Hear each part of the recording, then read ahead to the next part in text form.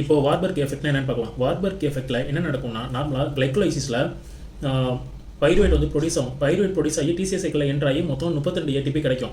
ஆனால் இந்த Warburg effect என்ன நடக்கும்னா, கிளைக்கோலைசிஸ்லேருந்து பைருவேட்லேருந்து டிசிஎஸ் சைக்கிள் என்ட்ரு ஆகாமல் பைருவேட்லேயே ஸ்டாப் ஆயிரும்.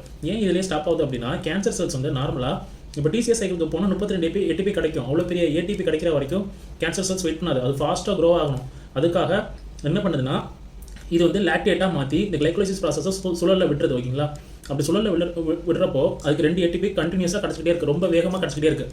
ஓகேங்களா? இதனால கேன்சர் செல்ஸ் இப்படி பண்ணுது. இன்னொன்று என்னென்னா, கிளைக்கோலைசிஸில் நார்மலாக இப்போ பிரெயின் ஆர்பிசி இந்த இடத்துலலாம் ஹெக்ஸோகைனேஸ் 1 தான் ஆக்ட் ஆகும். ஆனால் அந்த ஸ்கெலிட்டல் மசில் கேன்சர் செல்ஸ் இதெல்லாம் யூஸ் பண்ணுறது ஹெக்ஸோகைனேஸ் 2. இந்த ஹெக்ஸோகைனேஸ் 2 எடுத்துகிட்டு போயிட்டு இந்த கேன்சர் செல் என்ன பண்ணோம், மைட்டோகாண்ட்ரியா பக்கத்தில் ஃபிக்ஸ் பண்ணி விட்டோம். அதனால இந்த ஹெக்ஸோகைனேஸ் 2 வந்து கண்டினியூஸாக ஆக்ட் ஆகிட்டே இருக்கும். கிளைக்கோலைசிஸ் ப்ராசஸ் ரொம்ப ஃபாஸ்ட்டாக நடக்கும். கேன்சர் செல்ஸ் வந்து ரொம்ப யூஸ்ஃபுல்லாக இருக்கும். ஓகேங்களா? அது இல்லாமல் இந்த லாக்டேட் ப்ரொடியூஸ் ஆகுதுல, இந்த லாக்டேட்டை வச்சு இந்த ஒரு நம்ம உடம்புல உள்ள பிளட்டில் வந்து ஒரு அசிடிக் என்வரான்மெண்ட்டை உருவாக்கும்.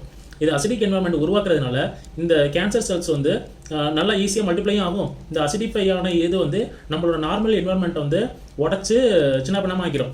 ஓகேங்களா? அதனால இந்த கேன்சர் செல்ஸ் வந்து ஈஸியாக மெட்டாஸ்டேசிஸ் ஆகிறதுக்கும் இந்த லாக்டேட் வந்து யூஸ்ஃபுல்லாக இருக்குது. அவ்வளோதாங்க.